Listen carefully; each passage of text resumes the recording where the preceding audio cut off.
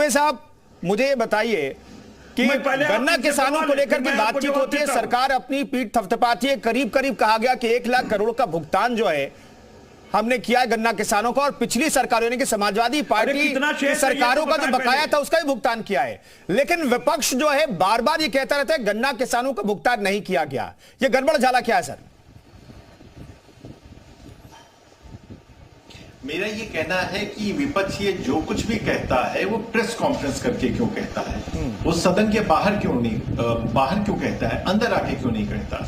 ये सारे मुद्दे जो हैं वो सदन के अंदर उठने चाहिए। आपको इस बार क्या आपका मैं बताऊं, इस बार के बजट सत्र में शनिवार को भी मीटिंग्स रखने के लिए सतीश महाना जी ने निर्देश जारी किए। अमूमन बजट सत्र में फ्राइडे तक होता था और फ्राइडे की शाम को सभी सदस्य चले जाए। इस बार क्या है, सैटरडे को भी मीटिंग्स रखी गई हैं, जैसे लोग रुके। सतीश महाना जी ने कहा है कि हमारी कोशिश रहेगी कि बजट सत्र को और लंबा चलाएं, जिससे सभी सदस्यों को बोलने का मौका मिल पाए। लेकिन आपको शुरुआती 1, 2 या 3 दिन में ही समझ में आ जाता है कि सत्र उस तरीके से चल नहीं पा रहा। बिल्कुल। सदन के बाहर लोग ज्यादा दिखाई पड़ते हैं, नए नए तरीके से विरोध प्रदर्शन करने के लिए, कहीं पे सीटियां बज रही, कहीं पे तालियां बज रही हैं, वो सवाल नहीं उठ पाते। ये गन्ना का सवाल बहुत जरूरी सवाल है, लेकिन ये अमूमन प्रेस कॉन्फ्रेंस तक होकर सिमट जाता है। मुझे अंदेशा है कि ये सवाल पूछा जाएगा, लेकिन वो पूछा भी जाना चाहिए। जिन 2 मंत्रियों के ऊपर भ्रष्टाचार के आरोप लगे हैं वो भी पूछे जाने चाहिए। जो कानपुर में बुलडोजर दौरा हुआ वो भी पूछा जाना चाहिए, लेकिन सिर्फ पूछा ही नहीं जाना चाहिए, उधर से जवाब के लिए तैयार भी रहना चाहिए। आपने देखा है संसद में क्या हुआ, प्रधानमंत्री जी से सवाल पूछे गए और उसके बाद वॉकआउट कर लिया गया। तो सदन पूरी तरीके से चले तभी सवालों में बिल्कुल सवाल पूछिए और सदन में बने रहिए, हंगामा मत कीजिए, क्योंकि जैसे आप हंगामा करते हैं लोगों के सवाल उस हंगामे में दब जाते हैं, लोगों के मुद्दे दब जाते हैं। उम्मीद कीजिए कि इस बार का जो बजट सत्र है जिसमें ज्यादा बैठकें होगी, 14 बैठकें होगी, शनिवार को भी बैठकें होगी, शनिवार को भी सदन चलेगा, तो ऐसे में आपके सवाल भी पूछे जाएंगे। यूपी मांगे उत्तर जारी है। रुक रहे हैं छोटे से ब्रेक के लिए। तमाम मेहमान हमारे साथ जुड़े हैं, फौरन लौटते हैं। आप बने रहिए जी उत्तर प्रदेश उत्तराखंड के साथ।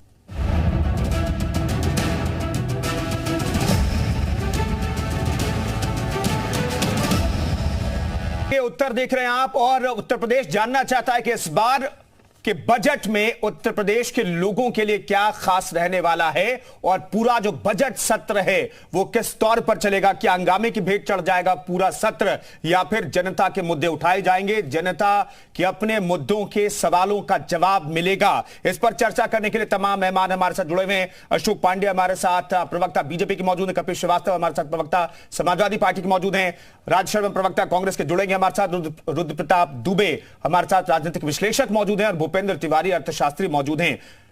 भूपेंद्र जी, फिर से मैं चर्चा की शुरुआत आपसे करना चाहता हूं।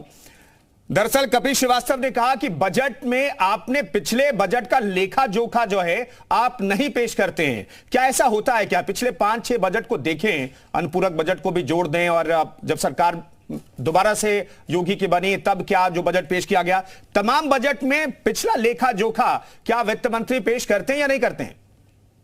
नहीं, बजट में पिछला लेखा जोखा भी होता है। पिछले वर्ष के 9 महीने के वास्तविक आंकड़े होते हैं, और उसी के आधार पर और उसके 1 साल और पीछे के जो है वो 12 महीने के वास्तविक आंकड़े होते हैं, और वर्तमान में उसी पिछले वर्ष के आंकड़ों के आधार पर आगामी वर्ष के लिए बजट की व्यवस्था की जाती है।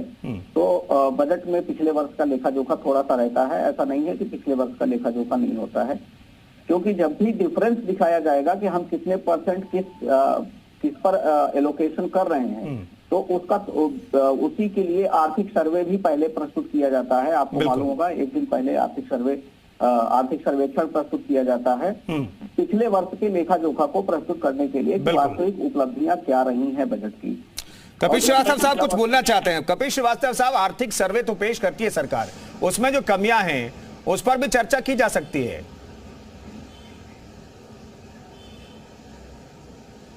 अरे आर्थिक सर्वे की तो बात छोड़ दीजिए, वो तो प्रस्तुत करते हैं, उनका अपना सर्वे है। मैं तो एक चीज आपसे ये कह रहा हूं कि जो लेखा जोखा का आपने गलत तरीके से हमारे प्रश्न को समझाया या आपने पुट किया, वो गलत तरीका था। मैं आपको बार बार कह रहा हूं कि जब भी बजट आता है योगी सरकार का, वो उस समय का सबसे बड़ा बजट होता है। पिछला वाला नहीं, आपका संदर्भ क्या था कपिश जी? मैं जानना चाहता हूं आपका संदर्भ क्या था? हमारे साथ भूपेंद्र तिवारी जी मौजूद हैं, मेरा संदर्भ वो बेहतर तरीके से समझा सकते। आपका संदर्भ क्या था सर?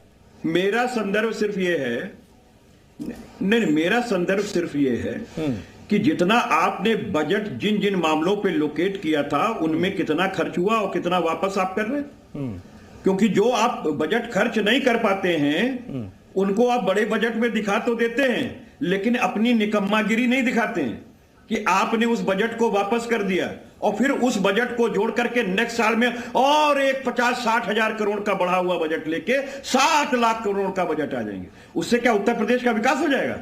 और मैं दूसरी चीज आपको पूछ रहा हूं कि भाई आप अगर कौशल विकास पे खर्च कर रहे हैं तो आपने मॉनिटरिंग कैसे की कि इतना पैसा कौशल विकास में गया?